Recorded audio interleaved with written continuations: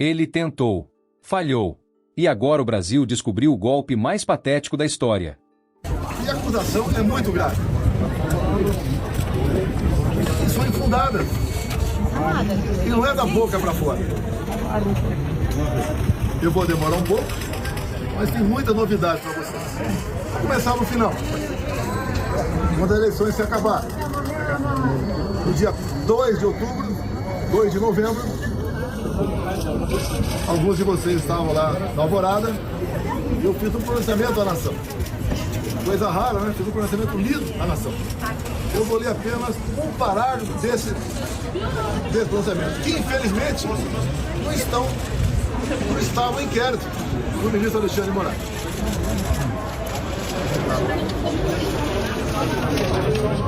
Lá, o terceiro parágrafo, bem curtinho. As manifestações pacíficas sempre serão bem-vindas, mas os nossos métodos não podem ser os da esquerda, que sempre prejudicaram a população, como invasão de propriedade, destruição de patrimônio, cerceamento do direito de ir e vir.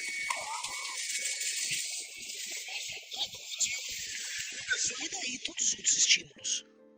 Uma coisa que esse cara faz é o seguinte, ele joga essa lógica dele própria de estímulo contraditório, ou seja, ele ficou o tempo todo estimulando a tentação golpista da galera. Ele ficou falando, ele falou que as urnas, ele foi na porra da frente dos embaixadores falar que a urna nossa era fraudada. Depois da eleição, ele ficou lá, minha caneta é pesada, mas vocês precisam agir, né? Ele não desincentivou ninguém quando essas pessoas estavam, de fato, de maneira concreta na frente dos quartéis. Aí ele levanta isso, não, mas eu falei tal coisa, igual ele falava, eu estou jogando nas 4 linhas aí da Constituição. Sim, Bolsonaro, você é contraditório, e o objetivo seu é ser contraditório, mas as pessoas entendiam a lógica. Então não adianta você pegar um papel que você leu, porque existem outras ações que vão numa linha absolutamente contrária e que referendam a ideia de que você ficou esquentando a tentativa de golpe. Que é isso que aconteceu. O que ele tá falando assim, é basicamente assim, houve um crime, sei lá, um roubo num banco, aí ele, eu vi a público antes e falei, não roubem banco. Tá, cara, foda-se. Alguns dias depois desse pronunciamento, os caminhoneiros começaram a obstruir vias pelo Brasil. Eu fiz um vídeo pedindo para que eles se desmobilizassem. Eu não tinha intenção nenhuma de parar o Brasil, criar um caos, ou estava pensando em outra coisa. Eles cumpriram esse pedido meu. Durante a transição, conduzida pelo senador Ciro Nogueira, tive um encontro no começo de dezembro, no Alvorada, com o escolhido futuro ministro da Defesa, José Múcio. Ele foi pedir um apoio para mim, para que tivesse mais acesso aos respectivos ministérios. No dia seguinte, ele foi atendido em tudo. Voltou depois, entrou em contato conosco e pediu que eu nomeasse os comandantes militares indicados pelo presidente eleito Lula da Silva. Foi o que eu fiz. Em dezembro, nomeamos 2 comandantes. O outro saiu lá no final. Atendi ao presidente Lula. Se tivesse qualquer ideia de força, eu deixaria os comandantes do Lula assumir. Senhor, cara, é só pegar a cronologia dos fatos. Quem estava comandando as Forças Armadas quando você apresentou o documento, o Bolsonaro? Quando houve a tentativa de convencimento, quem eram os chefes dessas Forças Armadas, Bolsonaro? Ele tá jogando palavras ao vento. Se essa é a defesa do Bolsonaro, cara, esse cara tá muito encrencado. É uma defesa muito tosca, cara. Eu mandei os caminhoneiros embora. Então quer dizer que você está afirmando que você tinha poder sobre aquelas pessoas, o que já é complicado. Mas sim, você tinha. Então por que você não mandou as pessoas que estavam na frente dos quartéis pedindo uma intervenção tentar fazer o mesmo? Muito simples. Por que você não mandou elas fazer o mesmo? Porque a grande massa de pessoas que estavam atuando ali, elas estavam na frente dos quartéis. Por que você não fez? Vamos lá. 30 de dezembro de 22. O dia que eu viajei para os Estados Unidos. Mas, antes de viajar, eu fiz uma live que, lamentavelmente, não estão nos inquéritos do senhor Alexandre de Moraes. Como hoje eu vi na mídia, já que eu estava lá, advogado reclamando de um vídeo que ele botou. mostrando a parte mais agressiva, vamos assim dizer, do quebra-quebra. Ah, então tem que mostrar a parte que não foi agressiva no quebra-quebra. Se é um quebra-quebra, a essência dele é ser agressiva, né? Você vai mostrar, não, porque é o pessoal almoçando antes do quebra-quebra. Não tava quebrando nada, mostrou eles almoçando antes? É importante mostrar. O cara foi no banheiro, você mostrou ali? Então não, porque ele não tá só fazendo quebra-quebra, ele vai no banheiro, ele respira, toma água, tá ok? Não é só isso, tá ok? O que esse cara tá falando? Que argumento é esse? Ele mostrou os quebra-quebra ali, né? Se tem uns quebra-quebra ali, ele vai mostrar as outras coisas que não são quebra-quebra, tá ok? Quer mostrando as outras... Mostra as outras coisas, pô! Tem um sujeito ali que tava fazendo uma oração no dia anterior, todo calmo ali. Tem uma mulher que tava fazendo comida. Isso mostra? Não vai mostrar também as outras coisas aí, não? Então é... Tá ok? Vocês estão... Tá querendo induzir ao erro, é? Um argumento de retardado, velho. E quando se fala em quebra-quebra, o próprio Zé Múcio, há pouco tempo, no programa Roda Viva, falou que o que aconteceu de 8 de janeiro não foi golpe. Como o ex-presidente Temer falou a mesma coisa. Vamos lá. Esse é um ponto. O Bolsonaro tem como estratégia jogar tudo no 8 de janeiro. O próprio Xandão, acho que ele recai num erro nisso. Porque o 8 de janeiro ele precisa ser transformado num grande símbolo da democracia. Aí tá aquelas papagaiadas de festa da democracia, que aí o Lula e aí o STF adora se abraçar. O problema é o que aconteceu antes do 8 de janeiro. O problema é o que aconteceu antes do 8 de janeiro. E na verdade o Bolsonaro será preso por material levantado sobre as ações dele antes do 8 de janeiro. Honestamente, essa ênfase no 8 de janeiro é até positiva pro Bolsonaro. Tanto que os bolsonaristas focam nisso. Joga no 8 de janeiro. Eu acho, por uma questão meramente lógica, que o 8 de janeiro, as pessoas que participaram daquilo não estavam fazendo um mero quebra-quebra. Elas tinham uma intenção. Essas pessoas do Bolsonaro foram para os Estados Unidos, elas continuaram acampadas, elas continuaram achando que haveria uma intervenção militar. E a discussão que estava acontecendo ali é sobre abandonarem os acampamentos. Já havia decisões, inclusive, para retirar aquelas pessoas dos acampamentos em alguns lugares. E aí ali houve uma tentativa estúpida e final daquelas pessoas com estranha leniência do governo em questão. E eu acho que aquelas pessoas, na sua intenção golpista, caíram também numa armadilha. Tá? Tem coisas estranhas que até agora precisam ser explicadas, como por exemplo o Anderson Torres com 1 minuto de golpe na casa dele, que foi apreendida, que foi para os Estados Unidos antes desse golpe acontecer, ele sendo responsável por segurança no Distrito Federal. Você entende? Tinha muita coisa assim que envolve dia 8 que merece explicações bem maiores, tá? Também a própria leniência do governo Lula sobre isso, coisa que quem descobriu inclusive foi o nosso deputado Kim Kataguiri. Posto isso, a ênfase não tem que ser no dia 8. A ênfase não tem que ser no dia 8. Como o ex-ministro Jobim também falou. Depois ele voltou atrás. Na verdade, o resumo que eles falaram é o seguinte: golpe e povo, mas tem tropa, tem armas e tem liderança.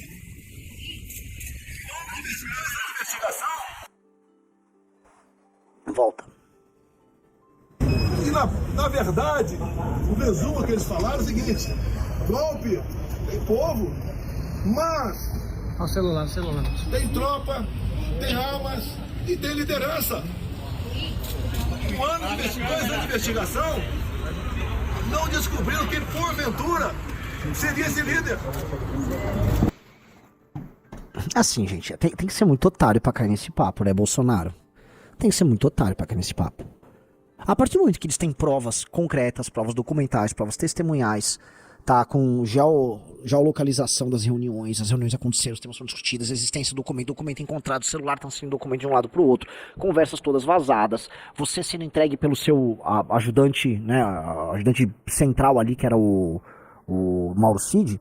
Sim, fica claro o que vocês estavam tentando fazer. Havia povo, esquece o 8 de janeiro, havia povo na frente do quartel, havia uma mentira que vocês mesmos plantaram para dizer que as eleições foram fraudadas, houve 2 anos de trabalho dizendo que a eleição foi fraudada, houve manifestação em 7 de setembro de 2021 já falando de urna fraudada, tá? Vocês estão falando de urna fraudada há anos, construiu o discurso, sedimentou para a eleição, passou a eleição inteira dizendo que o TSE e o STF estavam te sabotando, vai para a eleição. Após a eleição é detonada essa operação, vocês começam a pressionar os os chefes das Forças Armadas, há lideranças suas convocando as pessoas para ir para casa de chefes das Forças Armadas. Um deles é convencido, que é o Garnier. Os outros dois depõem, os dois chefes da Aeronáutica e do Exército confessam que houve a conversa, dizem que você propôs a eles a assinatura de um decreto que era um golpe de Estado. O decreto era um golpe de Estado. Repito, o decreto era um golpe de Estado. Ou seja, você mobilizou as pessoas, você mobilizou um aparato midiático, você mobilizou militares, você mobilizou ajudantes, você mobilizou gente que era ligada às forças especiais das Forças Armadas do Brasil.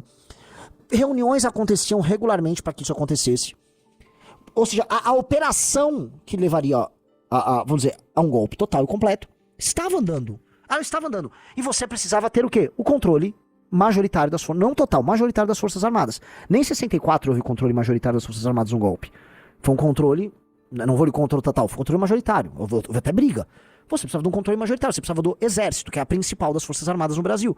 Você tentou convencer o cara, houve a reunião, há provas que houve a reunião, há os depoimentos, há o documento. E você não conseguiu convencer. Aí você não conseguiu convencer, aí você entrou em depressão e você foi embora do Brasil. Foi isso que aconteceu, Bolsonaro. Foi isso. É isso. Agora, essa movimentação toda que culmina em você tentando convencer os membros das Forças Armadas a assinar aquele documento, que aquele documento em si institui um regime de exceção e um golpe de Estado no Brasil, aquilo é ou não é parte de um golpe de Estado? Ora, se você imaginar que para ele chegar naquela assinatura, várias outras práticas criminosas precisaram acontecer, sim. Bolsonaro estava num processo golpista, ele estava executando um plano de golpe de Estado que estava em processo. Não é que estava em planejamento, ele estava em execução. Certo? Ele estava em execução. É como se, o cara tá entrando no banco, o cara já entrou armado, não digo que entrou armado. O plano tá todo andando, ele já entrou, mobilizou as pessoas, tal, tá todo mundo ao redor do banco, um cara já cavou um buraco, tá ali embaixo, já convenceu um dos ladrões, no caso era o Ganil da Marinha, já tava mobilizado com as armas pra ir, aí faltou outro, tal, mas calma, o plano do roubo tava todo lá, já tinha gente cercada, o banco já tinha gente... Calma. Rolou ou não rolou? Essa é a discussão.